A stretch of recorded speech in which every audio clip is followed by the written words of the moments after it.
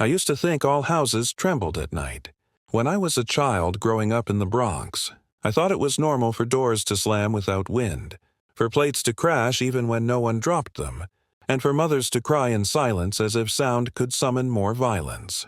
I believed it was a part of living, that love came with bruises, that silence was safety, and that fear was just a room you lived in, no matter how brightly the sun shone outside. My father wasn't always angry, at least not when he was sober.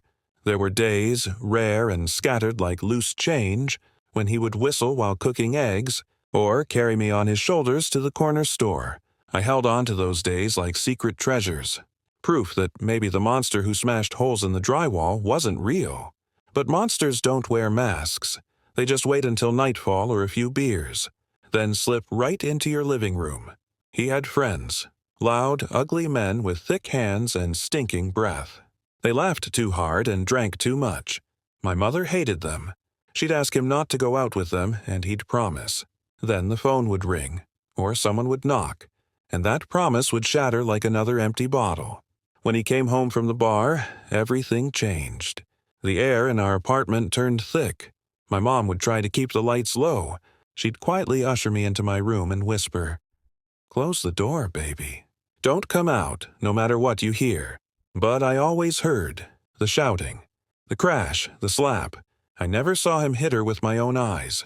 Not then. But I knew what the bruises on her arms meant. I knew why her lips would swell some mornings, and why sometimes she'd wear sunglasses indoors. Once, when I was maybe 6 or 7, I snuck out of my room after the noise had stopped. The living room was still and quiet, like a crime scene. The TV was on, but no one was watching. My mother sat curled on the floor like a broken bird.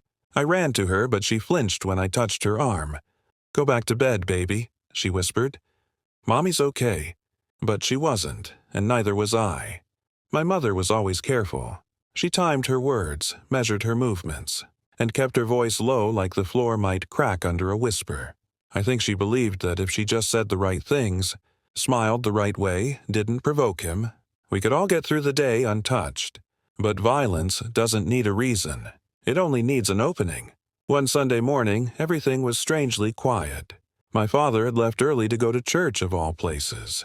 He hadn't done that in years.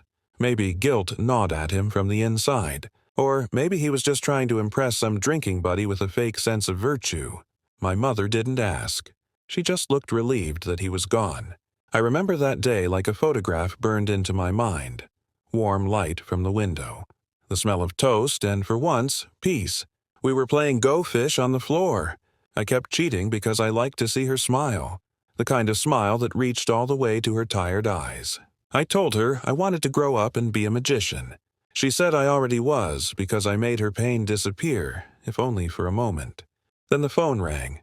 She picked it up with a hum in her voice, like she was still holding on to the good mood. But her expression changed. Her lips pressed into a line, and her eyes lost all their light. She didn't speak for a long time, just listened, just nodded. When she finally hung up, she turned to me with the strangest look, like she'd been holding her breath for years and could finally let it go. "Your father," she said, voice soft and slow, "was hit by a car." I didn't understand. I asked if we had to go to the hospital. I asked if he'd be okay. She didn't answer right away. She just reached out and brushed my hair from my forehead. Her hand was shaking. "He's alive," she said, "but he won't be walking again, ever." I didn't know what paraplegic meant. Not really. But I knew what she meant when she said, "He can't hurt us anymore." That night, while my father lay in a hospital bed across town, wrapped in gauze and machinery, my mother packed a single suitcase. Just one, no toys. No photos, only clothes, a few documents, and my small hand in hers. We left the apartment as if it had already become a ruin. No goodbye, no second thoughts. Just the hallway, the elevator, the front door of our building that slammed behind us like a final chapter closing. We ran. We ran like people who'd been buried alive and finally clawed their way out. We ended up in a small town upstate. The kind of place where everyone waved even if they didn't know you. Where kids rode bikes in the street and no one locked their doors. To anyone watching, we looked like a single mother and her shy kids starting over. Not survivors fleeing a silent war zone. We lived in a modest rental behind a grocery store. The carpet smelled like dust, and the walls were thin, but it was ours. There were no holes in the drywall, no shattered glass, no trembling at the sound of a key in the lock. But peace is not the same as healing. Safety doesn't erase fear. I had nightmares, vivid and looping. In them, my father stood at the foot of my bed, staring, not moving. I never saw his face clearly, just the silhouette, swaying slightly like he was about to tip forward. I'd wake up sweating, choking on my own breath, afraid to turn on the lights in case I saw him sitting there, waiting. My mother tried her best. She got a job at a bakery and smiled more often. But sometimes I'd catch her standing by the kitchen sink, staring out the window, lost in some memory. She never spoke his name again, not once. I had questions, so many of them, but I didn't dare ask. I kept quiet, like I had learned to do. In school, I barely spoke. The other kids thought I was weird, but I didn't care. I'd flinch when people raised their voices, even when they were just laughing too loud. I hated gym class because the sound of sneakers squeaking on the floor reminded me of furniture being dragged across the apartment in anger.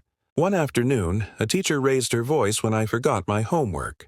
I remember my whole body locking up, heart pounding, hands shaking. I couldn't breathe. She looked at me like I was broken, and maybe I was. Therapy came later, much later.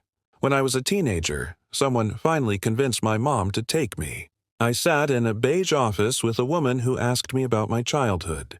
I told her we used to play Go Fish and that my mom made the best grilled cheese. I didn't mention the bruises, or the shouting, or how my father's shadow still lingered in every dark corner of my mind. Because even then, I wasn't ready. You don't stop fearing someone just because they can't stand up. I'm 30 now. I live in a city far from the Bronx, far from the bakery behind the grocery store, far from the apartment where silence was once the only way to survive. My mother lives 2 states over, retired early, gardening, calling me every Sunday to ask if I've eaten, if I'm sleeping well. We don't talk about him. We never talk about him. I've built a life. I have a job that pays decently.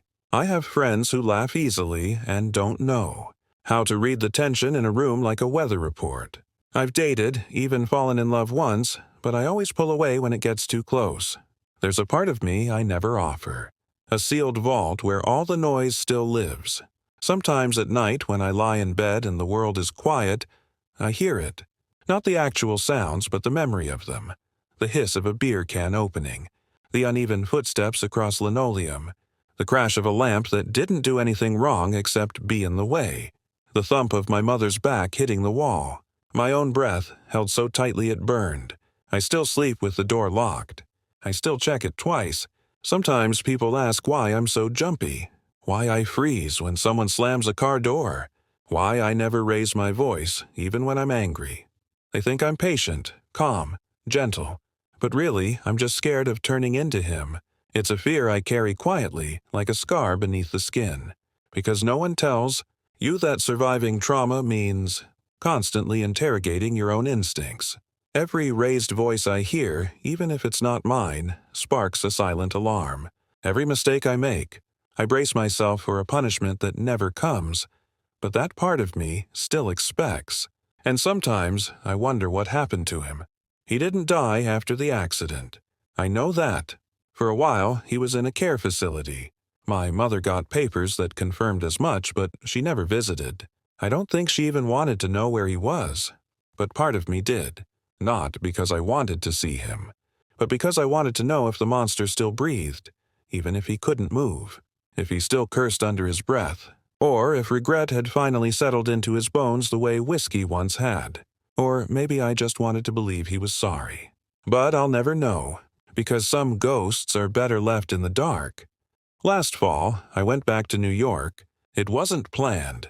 I was in the city for work, and something pulled me north, like gravity. Or maybe memory. The Bronx had changed. New buildings, cleaner streets, chain stores replacing mom-and-pop shops. But some things remained untouched. The cracks in the sidewalks. The way autumn wind rushed through alleyways like it had somewhere to be. I walked without a map, letting muscle memory guide me. Then there it was. The old building, our building. Same chipped bricks, same rusted gate. I stood across the street and stared at it for a long time. I didn't go in. I didn't need to. Just seeing it made my chest tighten. The window to my old bedroom was still there. 3rd floor, slightly off-center. I imagined the boy I used to be sitting behind it, knees to chest, listening through the thin walls for the next sound, the next explosion. I wanted to tell him something. That it's okay now. That he got out. That he survived. But I knew it wouldn't have helped back then. You can't tell a frightened child to stop being afraid. You can only hold their hand through the darkness and hope one day the light finds them. I stayed there until the sun began to set, and the sky turned the color of old bruises, purple, blue, and fading gold. Then I turned and walked away. My heart was heavy, but not the same kind of heavy it used to be. Not the weight of fear. Something else. Maybe peace. Maybe grief. Maybe both. You never really move on from the things that made you. You just learn to live with the echoes. You build a new house inside yourself, one with thicker walls, safer rooms, better locks. You learn to trust the quiet again. But even now, when someone says the word father, something still stirs inside me. Not hate, not love, just a silence that doesn't tremble anymore.